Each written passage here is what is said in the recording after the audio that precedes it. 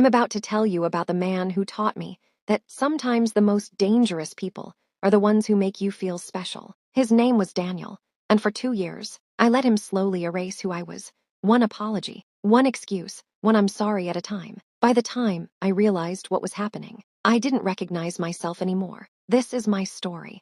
And if even one piece of it sounds familiar to you, please don't make the same mistakes I did. Before I continue, please subscribe and share this story. Someone you know might need to hear it. Someone might be living it right now. It was a Tuesday afternoon in Chicago. Rain was falling softly outside a small coffee shop where I sat pretending to work on my laptop. Then he appeared.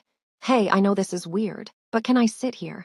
Every other table is full. He didn't wait for my answer. He just sat down. His name was Daniel. Tall, confident. The kind of smile that made you feel like you were the only person in the room. Within 5 minutes, he knew my name. He knew what I did for work. He knew I hated small talk. Good, he said, leaning forward. I hate pretending too. That one sentence pulled me in. We talked for an hour. My coffee got cold. My work was forgotten. When the rain stopped, he walked me to my car with an umbrella over my head. I feel like I've known you forever, he said. I felt it too. Looking back now, that feeling should have scared me. But instead, it felt like magic. Daniel didn't believe in going slow. He texted me constantly. Good morning messages, good night paragraphs, long texts about how different I was, how real everything felt. After our third date, he said something that made my heart race. I'm not seeing anyone else. I don't want to. I hadn't even thought about being exclusive yet, but the way he said it, so sure, so confident, it felt flattering, like I had been chosen. I'm not trying to trap you, he said when I hesitated.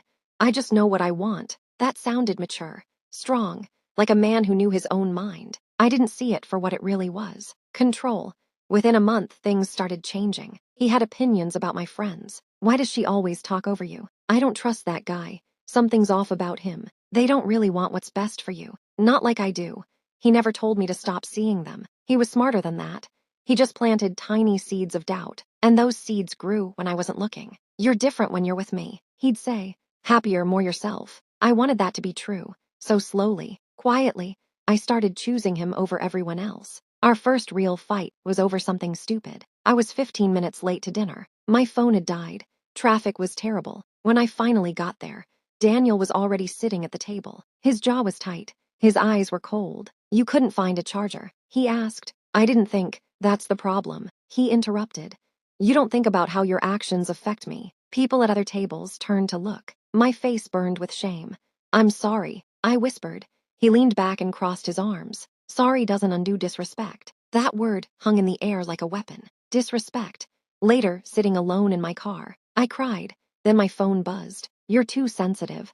I just expect better from you. I told myself he was right.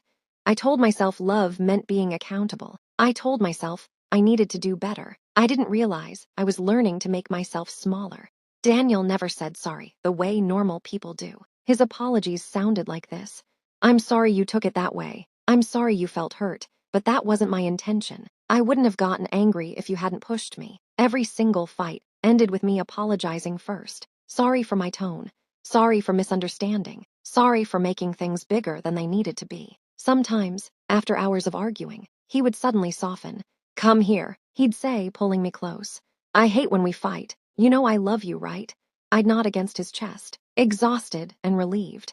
That relief became like a drug. I learned to chase the calm that came after the storm. I learned to apologize for things I didn't do just to make the fighting stop. I learned to accept blame that wasn't mine, because the alternative, his anger, his coldness, his silence, felt worse than lying to myself. Daniel hated when other men looked at me. At first, it seemed sweet.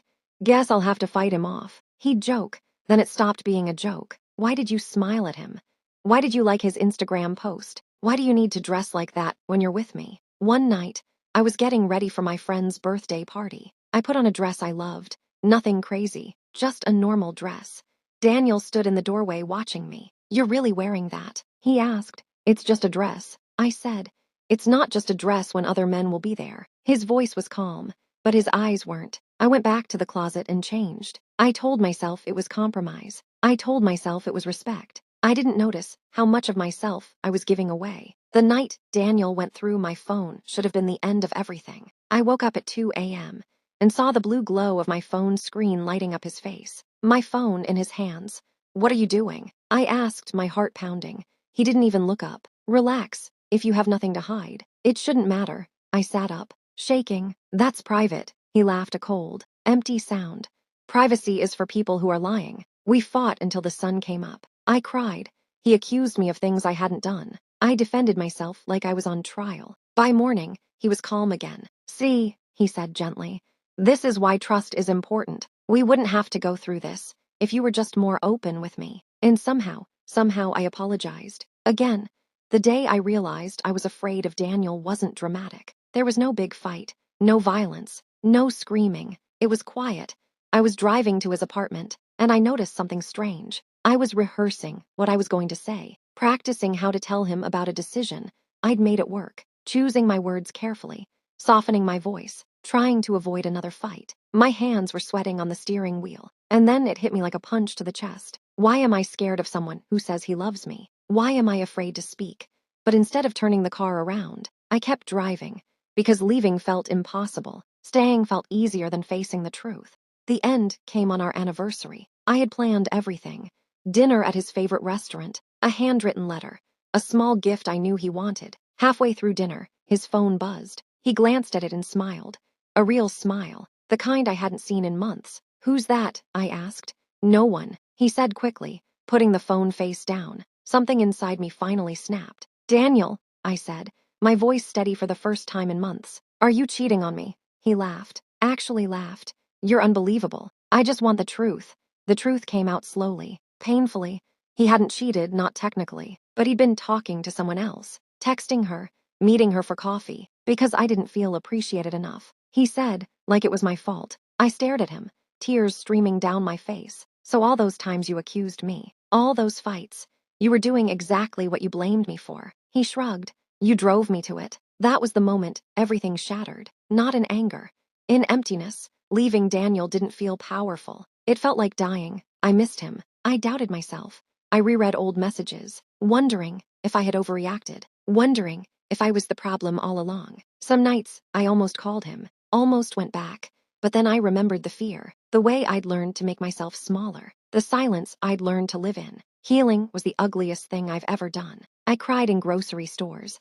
I flinched when my phone buzzed. I apologized too much to people who hadn't hurt me. But slowly, painfully, I started to see the red flags for what they really were. Not love, warnings. Love should not make you afraid to speak. Love should not punish you for being human. Love should not demand that you disappear to prove your loyalty. The red flags were always there. I ignored them because I wanted the story more than the truth, because I thought intensity meant depth, because I believed suffering meant I was fighting for something real. But I was wrong. If you're reading this and something feels familiar, please listen to me. You don't have to wait until everything is destroyed to walk away. You don't have to earn the right to leave. You don't have to explain yourself to someone who refuses to hear you. I did wait, and I lost 2 years of my life. I'm still rebuilding. I'm still learning to trust my own voice again. But at least now I'm free. And freedom, real freedom, is worth everything. If this story touched you, please share it. Someone needs to hear this today. Someone is living this right now and thinking they're alone. Show them they're not.